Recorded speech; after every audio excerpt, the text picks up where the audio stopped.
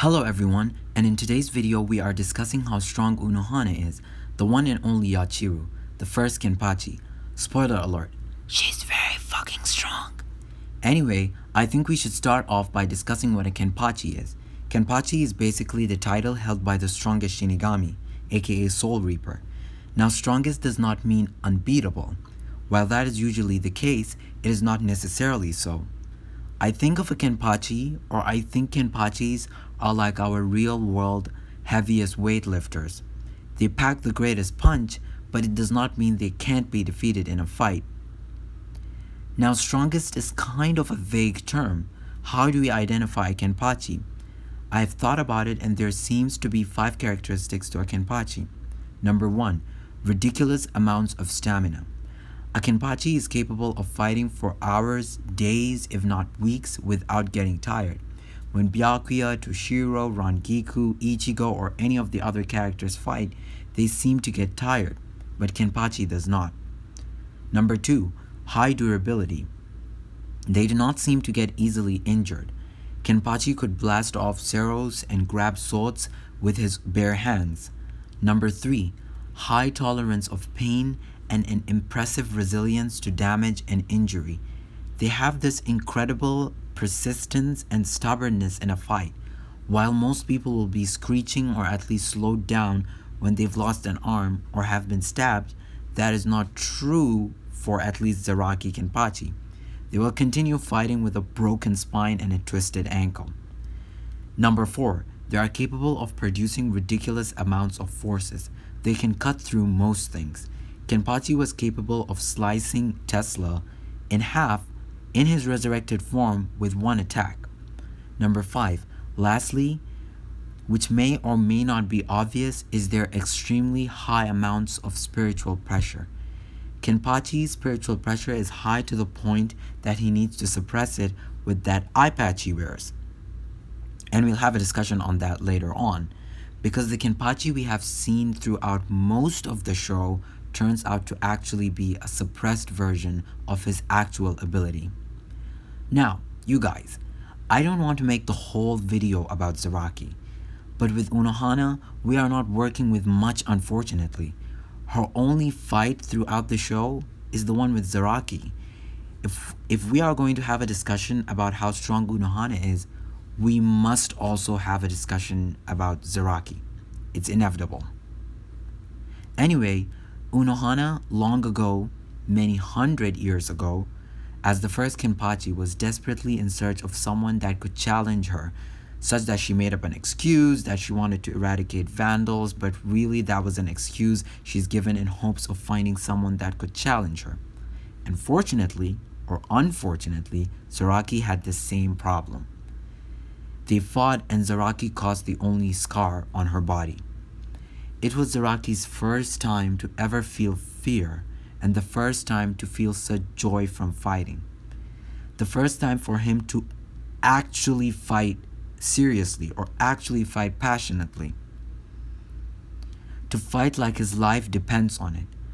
But Zaraki subconsciously thought, hey, this is fun as hell. It's so much fun fighting her. However, if I win, then there will be no more joy for me. So he subconsciously suppressed his power so he can enjoy fighting. The point of me discussing this is that by analyzing Zaraki's power scale, we can gauge Unohana's as well. Anyway, when pushed in his suppressed form, after suppressing himself after the fight with Unohana, when pushed to the edge, it forces Zaraki to release some of his suppressed power. So Zaraki being pushed to the edge by Ichigo made him rival the 5th Espada, or Noitora.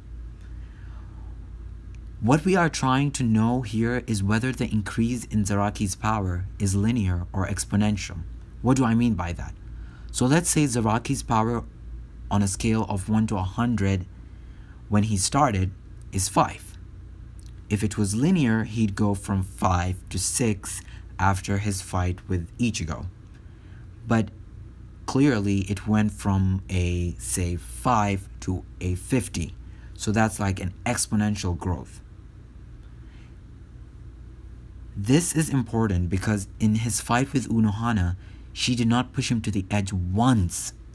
The fight wasn't, hey, try to kill Zaraki once, but hundreds, if not thousands of times.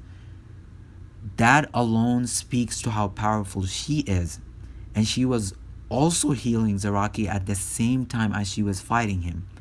Imagine fighting someone while simultaneously putting a band-aid on his cuts. If she was not healing Zaraki, I'd like to think that the fight would have lasted much longer.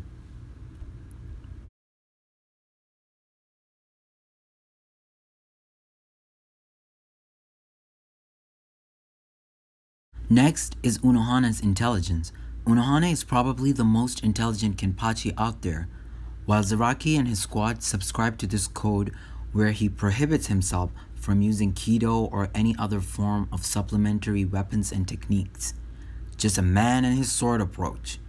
If Unohana were to go up against Mayuri, for example, she'd do a much better job than Zaraki, as we could see in his approach towards Pernida. When Unohana uses blades that she hid under her sleeves to injure Kenpachi, he remarks how she has changed from her previous fight. Unohana points out that she has not actually changed, she just could not use those tricks in their first fight because of how overwhelmed she was, which kinda speaks to how powerful Zaraki is, more than Unohana. To top that, she is the best healer in the Serite. The fact that she can heal an almost dead Zaraki would make her a tank in battle. It's almost like unlimited respawn in a video game. Leaving the only way to defeat her is to overwhelm her to the point where she can't engage in healing. Moreover, though we have not seen much healing scenes in the show, from the looks of it, when Unohana is healing herself or Zaraki, it was not an action that took her a lot of time. She does it with ease. Now, one other important element that I'd like to mention is how Unohana was able to see through Aizen's complete hypnosis, to which even Aizen found impressive. While under the influence of his hypnosis, she was capable of telling that it was not real. If you have not watched that scene, I recommend to go and rewatch it. Now here I think two things can be happening, because essentially Aizen puts you in some kind of matrix. It's either that Aizen's complete hypnosis has glitches that a keen person can detect, or it's because of the reason Soifon's Shikai did not work on Aizen. Now my understanding of what Aizen said to Soifon is that it's only true if there is a vast amount of difference between the two fighters. While Yoruichi has a higher spiritual pressure, or I assume she does, than Soifon, she's not capable of cancelling Suzumebachi's ability. If, say, it's a difference between a 5 and a 20, the cancelling won't work, but a 5 and a 1000, then it would work. Either way, whether it's her intelligence or her spiritual pressure that allowed her to see through the complete hypnosis, it still adds to her points of being a very strong character in the Bleach show. Now, I have not mentioned her Zanpakuto because her Shikai is a healing type, so it wouldn't contribute in a battle. It wouldn't have a function in a battle. Oh yeah, and it doubles as a transport because it can carry people on its back and it can fly. Now her Shikai and her Bankai both have the same name, Minazuki. But the way the Japanese language works is that some words that are pronunciated the same, that sound the same, have a kanji that would result in them having different meanings. Now the kanji for her Bankai translates to end of all things or all things end, which kind of complements how Zaraki melts and turns into bone. However, Unohana turns into a skeleton as well. Not to mention, this was all from Kenpachi's perspective. That is why I guess some people were saying that it was more of a metaphorical thing that wasn't actually what happened, so we wouldn't know whether they actually turned into skeletons or it was Zaraki's perception of things. Yeah, and also, I'm not sure, or I think that Kenpachi is not aware that Unohana was actually healing him throughout the fight, because she brings him to the verge of death to where he loses consciousness and then heals him. And he even said something along the lines of, I have been replaying this in my mind or in my dreams. So I don't think he was actually aware that Unohana was healing him. It appears that only when finally for the first time he actually lands a hit on her where she heals herself in front of him was the first time he actually witnessed her. He witnesses her healing in their fight. I think that was the first time where she heals herself and she talks to him about her skill in healing. Anyway, I'm done here, and let me know what you guys think in the comment section. Like, dislike, share, and see you in another video. Bye!